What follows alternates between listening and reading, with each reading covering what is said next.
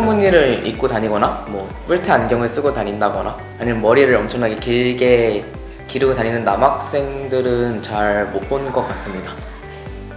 외모는 그런 학생들이 많이는 없지만 속마음이 너드인 친구들이 굉장히 많아요. 뭔가 공대스럽게 생각을 하는 학생들이 굉장히 많아요. 저는 2학년 겨울방학 때 갔던 캠프에서 저의 학과를 선택하게 되었는데요. 그 캠프에서 산업공학과에 대한 설명과 함께 스마트한 세상을 여는 산업공학이라는 책을 받았습니다. 그 책을 읽으면서 산업공학이 저에게 되게 잘 맞는다는 생각을 하게 되었고, 그렇게 저는 학과를 선택하게 되었습니다. 제가 이 재료공학부라는 전공을 선택하게 된 거는 3학년 1학기 때였습니다. 상당히 늦은 시기라고도 할 수 있는데요. 사실 제가 원래 가고 싶었던 전공은 화학생물공학부 쪽이었는데 3학년 1학기 때 한 강연을 듣게 되면서 제 전공이 바뀌게 되었습니다. 서울대학교 학부생들이 진행했던 강의인데 그 강연을 들으면서 저는 화학생물공학부도 괜찮은 학부지만 나한테는 좀 더 재료공학부가 맞는 곳인가 보다 하고 해서 재료공학부를 전공하기로 이제 3학년 1학기 때 마음을 먹었고, 이제 그에 맞춰 생기부를 쌓게 되었고, 결국에는 전 재료공학부에 진학할 수 있게 되었습니다. 사실 외부 강연이나 캠프 같은 게 뭐 입시에는 도움이 되지 않을 수가 있어요. 하지만 자신의 전공 선택에는 많은 도움이 될 수 있을 것입니다. 왜냐하면 학부생을 떠나서 예를 들어 대학원생이나 교수님들이 진행하는 강연이 있을 수도 있는데, 그런 경우에는 상당한 전문성이 보장이 되기 때문에 자신이 이 학부를 전공하게 되면 어떤 것을 배울 수 있을지, 아니면 어떤 미래를 꿈꿔나갈 수 있을지를 자신이 직접 그려볼 수 있는데, 그런 면에서는 외부 강연이나 캠프들이 상당한 도움이 될 것입니다. 재료공학부에 진학하기 위해서 2학년 때 전자기파 차폐를 위한 금속의 성질 탐구나 3학년 때 광촉매 성질 연구, 그런 활동들을 진행하면서 제가 재료공학이라는 분야에 얼마나 열정을 가지고 임했는지, 어떤 전문성을 가지고 있는지 등을 보여주었습니다. 저는 이 친구와 다르게 전문성의 부분에서는 굉장히 떨어지지만 그래도 그런 학과에 대한 흥미를 보여주는 활동을 굉장히 많이 했는데요.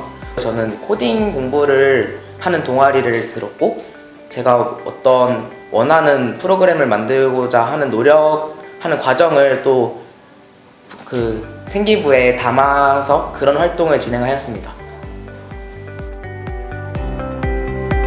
물리 과목이 공과대학에서 중요하다는 사실을 부정할 수는 없을 것입니다. 하지만 물리를 꼭 들어야 된다, 그럴 필요는 없습니다. 왜냐면은 자신이 입시 과정을 끝내고 나면 한 12월, 1월이 될 텐데, 그동안 자신이 못했던 물리를 더 채워나가면 될 것이고, 꼭 전문적으로 물리 1, 2를 둘 다 들어서 공대를 가면 좀 물리를 하는데 도움이 되게 할 것이다, 그럴 필요는 없다고 저는 생각합니다. 제가 다니고 있는 산업공학과의 경우에는 물리학이 필요가 없다고 말씀드릴 수 있을 정도로 앞으로의 그런 전공 과목에 물리학이 의미가 없거든요. 그래서 꼭 필요한 것은 아니고 각 학과마다 다르며, 아까 이 친구가 말했던 것처럼 나중에 더 공부할 수 있는 부분이니까 나는 공대를 가야 되니까 꼭 물리를 공부해야지 보다는 그냥 본인이 공부하고 싶은 과학 공부를 하는 게 더 나은 선택이라고 생각합니다. 확실히 과거 영재고 친구들에 비해서 일반고의 경우에는 수학, 과학에 공부하는 정도가 낮다 보니까 대학에 와서는 비교적 많이 힘들어해요. 더 힘들긴 한데 기초 수학이나 기초 물리학과 같은 수업이 또 따로 존재하기 때문에 그런 것을 통해서 또 그런 보완을 하면서 충분히 버틸 수 있는 부분이 있습니다. 저는 생기부에 그렇게 어려운 책들이 필요한다고는 생각을 하지 않습니다. 책을 읽고 어떤 동아리 활동을 진행하거나, 아니면은 소논문 대회에 참여한다거나, 아니면 학교 시간에 발표를 하는 것을 통해서 꼭 독서를 좀 다양한 곳으로 좀 퍼져나갈 수 있게, 예시를 들자면 제가 서울대학교 자소서에 작성했던 공학이란 무엇인가 라는 책이 있습니다. 그 책에서는 신소재 공학부라는 것을 소개하면서 나노 소재나 생체 재료라는 것을 소개를 했었는데, 동아리 활동에서 친구들에게 재료공학부나 신소재 공학부에서는 이런 것을 배운다라는 것을 소개해주는 활동을 가졌었고, 그것을 생기부에 작성하면서 전 교수님한테 그것들이 좋은 플러스 요인으로 작용하지 않았나 싶습니다. 제가 3학년 1학기 때 전공을 선택한 터라 다른 학생들에 비해서 뭔가 다양한 활동을 하기에 시간들이 모자랐습니다. 그렇기 때문에 저는 과세특에다가 제 전문성을 발휘하는 방향으로 이렇게 생계부를 쌓아놨기 때문에 저는 과세특이 가장 중요한 영역이라고 생각합니다. 책을 읽으면서 이런 주제들이 있었네, 이런 주제들은 좀 뭔가 좀 더 내가 탐구해볼 수 있겠구나 하는 방식으로 연구 주제들을 찾아 나갔었는데요.